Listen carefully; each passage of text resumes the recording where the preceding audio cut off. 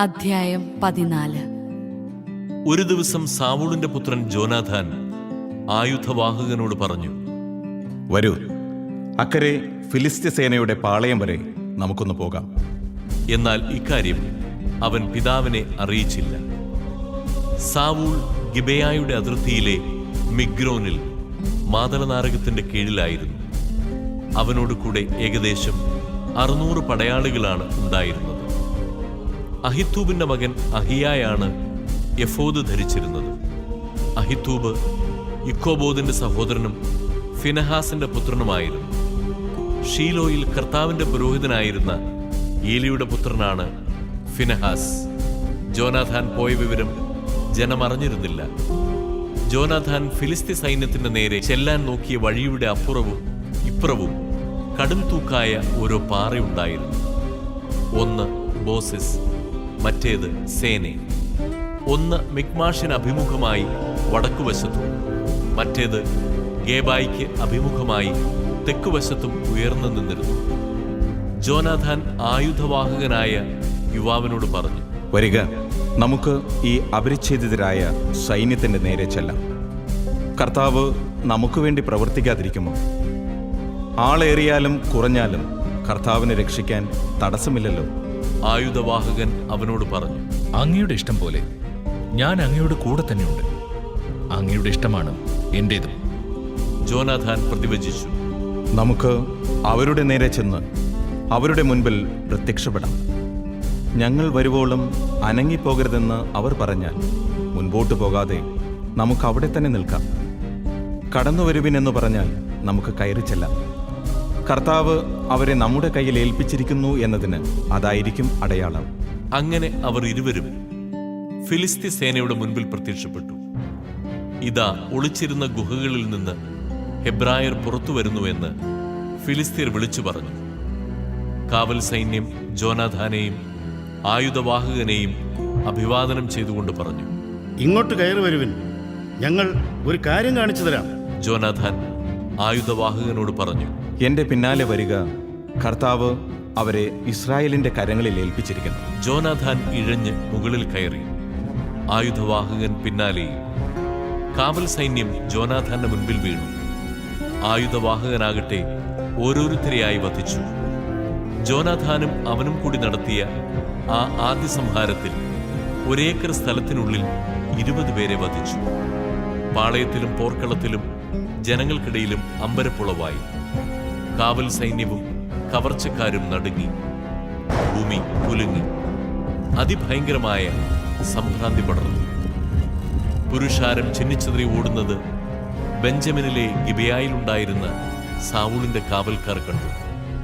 അപ്പോൾ സാവൂൾ തന്നോടുകൂടി ഉണ്ടായിരുന്ന ജനത്തോട് പറഞ്ഞു, നമ്മുടെ കൂട്ടത്തിൽ നിന്ന് പോയത് ആരെന്നറിയാൻ എണ്ണി നോക്കുവിൻ. അവർ നോക്കിയപ്പോൾ ജോനാഥാനും ആയുധവാഹകനും അവിടെ ഇല്ലായിരുന്നു. ദൈവത്തിന്റെ പേടകം ഇവിടെ കൊണ്ടുവരിക എന്ന് സാവൂൾ അഹിയായോട് പറഞ്ഞു. അക്കാലത്ത് ഇസ്രായേലിനോട് കൂടെയായിരുന്നു ദൈവത്തിന്റെ പേടകം. സാവൂൾ പുരോഹിതനോട് സംസാരിച്ചു കൊണ്ട് നിൽക്കുമ്പോൾ ഫിലിസ്ത്യ പാളയത്തിലെ ബഹളം മേൽക്കുമേൽ വർദ്ധിച്ചു. കൈ പിൻവലിക്കുക എന്ന് സാവൂൾ പുരോഹിതനോട് പറഞ്ഞു. അനന്തരം സാവൂളും കൂടെയുണ്ടായിരുന്ന ജനവും അണിനിരന്ന് യുദ്ധസ്ഥലത്തേക്ക് ചെന്നു. ഫിലിസ്ത്യർ പരസ്പരം പടവെട്ടി നശിക്കുന്നതാണ് അവർ അവിടെ കണ്ടത്. നേരത്തെ ഫിലിസ്ത്യരോടുകൂടി ആയിരുന്നവരും അവരുടെ പാളയത്തിൽ ചേർന്നവരുമായ ഹെബ്രായർ സാവൂളിനോടും ജോനാഥാനോടും കൂടി ഉണ്ടായിരുന്ന ഇസ്രായേലിയരുടെ പക്ഷം ചേർന്നു. എഫ്രായിം മലനാട്ടിൽ ഒളിച്ചിരുന്ന ഇസ്രായേല്യരും ഫിലിസ്ത്യർ തോറ്റോടിയെന്നറിഞ്ഞ് പക്ഷം ചേർന്ന് അവരെ പിന്തുടർന്നു. അങ്ങനെ കർത്താവ് അന്ന് ഇസ്രായേലിനെ രക്ഷിച്ചു. ബെത്താവിന് അപ്പുറം വരെ യുദ്ധം നടന്നു. ഇസ്രായേല്യർ അന്ന് അസ്വസ്ഥരായിരുന്നു. കാരണം ശത്രുക്കളോട് പ്രതികാരം ചെയ്യുവോളം സന്ധ്യയ്ക്ക് മുൻപേ ഭക്ഷണം കഴിക്കുന്നവൻ ശപിക്കപ്പെട്ടവനാകട്ടെ എന്ന് സാവൂൾ പറയുകയും ജനങ്ങളെ കൊണ്ട് അങ്ങനെ ശപഥം ചെയ്യിക്കുകയും ചെയ്തിരുന്നു. തന്മൂലം ആരും ഭക്ഷണം കഴിച്ചില്ല. ജനം ഒരു കാട്ടുപ്രദേശത്തെത്തി.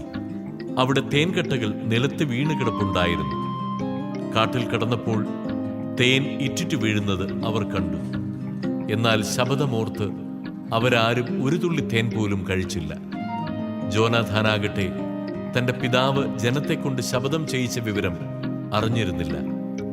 അതിനാൽ അവൻ കയ്യിലുണ്ടായിരുന്ന വടിയുടെ അഗ്രം തേൻകട്ടയിൽ മുക്കി അത് ഭക്ഷിച്ചു. ഉടനെ അവന്റെ കണ്ണ് പ്രകാശിച്ചു. അപ്പോൾ ഒരുവൻ വന്നു പറഞ്ഞു, ഇന്ന് എന്തെങ്കിലും ഭക്ഷിക്കുന്നവൻ ശപിക്കപ്പെട്ടവനാകട്ടെ എന്ന് നിന്റെ പിതാവ് ജനത്തെക്കൊണ്ട് ശപഥം ചെയ്യിച്ചിട്ടുണ്ട്. അവർ ക്ഷീണിച്ചുമിരിക്കുന്നു. ജോനാഥാൻ പ്രതിവചിച്ചു, എൻ്റെ പിതാവ് ഈ ദേശത്തെ കഷ്ടത്തിലാക്കിയിരിക്കുന്നു. അല്പം തേൻ കഴിച്ചപ്പോൾ എൻ്റെ കണ്ണ് തെളിഞ്ഞത് കണ്ടില്ലേ? ശത്രുക്കളിൽ നിന്ന് പിടിച്ചെടുത്ത ഭക്ഷണ സാധനങ്ങൾ ജനം വേണ്ടുവോളം ഭക്ഷിച്ചിരുന്നെങ്കിൽ എത്രയോ നന്നായിരുന്നു. ഫിലിസ്ത്യരെ എത്രയോ അധികം കൊന്നൊടുക്കുവാൻ സാധിക്കുമായിരുന്നു. അവർ ഫിലിസ്ത്യരെ മിക്മാഷ് മുതൽ അയ്യാലോൻ വരെ അനുധാവനം ചെയ്ത് സംഹരിച്ചു. ജനം അത്യധികം ക്ഷീണിച്ചിരുന്നു. അവർ കൊള്ളവസ്തുക്കളായ ആടുമാടുകളെയും കിടാക്കളെയും പാഞ്ഞു ചെന്ന് പിടിച്ച് നിലത്തടിച്ചു കൊന്ന് രക്തത്തോടെ ഭക്ഷിച്ചു.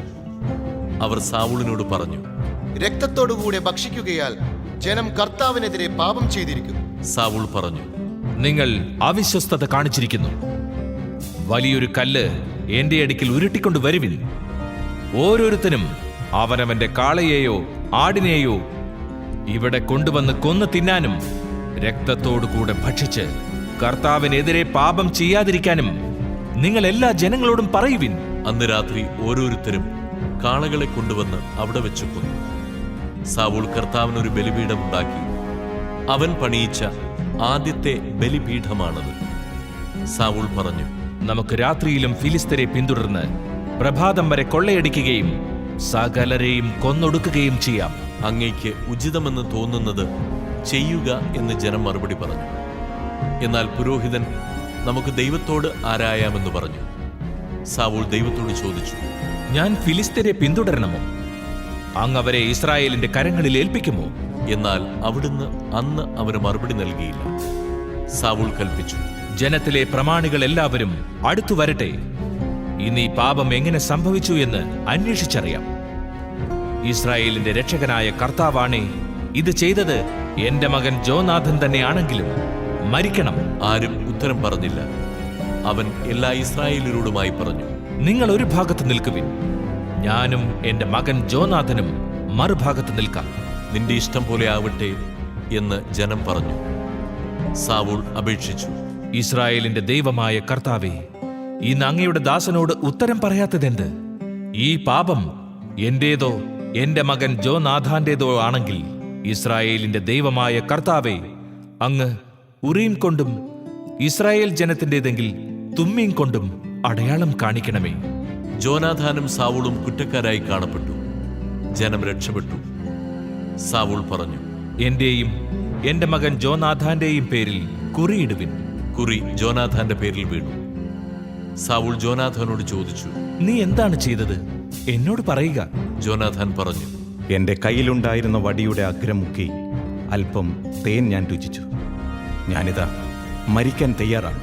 ജോനാഥാൻ, നീ വധിക്കപ്പെടുന്നില്ലെങ്കിൽ ദൈവം എന്നെ ശിക്ഷിക്കട്ടെ. അപ്പോൾ ജനം സാവൂളിനോട് പറഞ്ഞു, ഇസ്രായേലിന് വൻ വിജയം നേടിക്കൊടുത്ത ജോനാഥാൻ മരിക്കണമെന്ന് അത് പാടില്ല. കർത്താവാണ് സത്യം. അവന്റെ തലയിലെ ഒരു മുടി പോലും നിലത്ത് വീണുകൂടാ. അവൻ ദൈവേഷ്ടമാണെന്ന് പ്രവർത്തിച്ചത്.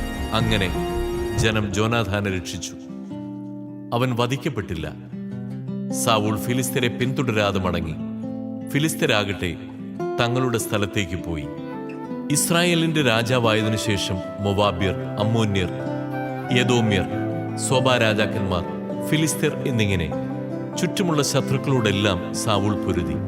അവൻ ചെന്നിടങ്ങളിലെല്ലാം വിജയം വരിച്ചു. അവൻ അമലേഖ്യരോടും വീറോടെ പൊരുതി ജയിച്ചു. ഇസ്രായേലിനെ കവർച്ചക്കാരുടെ കരങ്ങളിൽ നിന്ന് മോചിപ്പിച്ചു. സാവൂളിന്റെ പുത്രന്മാർ ജോനാഥാനും ഇഷ്വിയും മൽക്കിഷ്വയുമായിരുന്നു. പുത്രിമാരിൽ മൂത്തവൾ മേരബ്, ഇളയവൾ മിഖാൽ. അഹിമാസിന്റെ മകൾ അഹിനോവാം ആയിരുന്നു സാവൂളിന്റെ ഭാര്യ. പിതൃസഹോദരനായ നേറിന്റെ മകൻ അപ്നേർ സേനാപതിയും. സാവൂളിന്റെ പിതാവ് കിഷും അപ്നേറിന്റെ പിതാവ് നേറും അബിയേലിന്റെ പുത്രന്മാരായിരുന്നു. സാവൂളിന്റെ ഭരണകാലം മുഴുവൻ ഫിലിസ്ത്യരുമായി ഉഗ്രയുദ്ധം നടന്നു. ശക്തരും ധീരരുമായവരെയെല്ലാം അവൻ തന്നോടുകൂടി ചേർത്തിരുന്നു.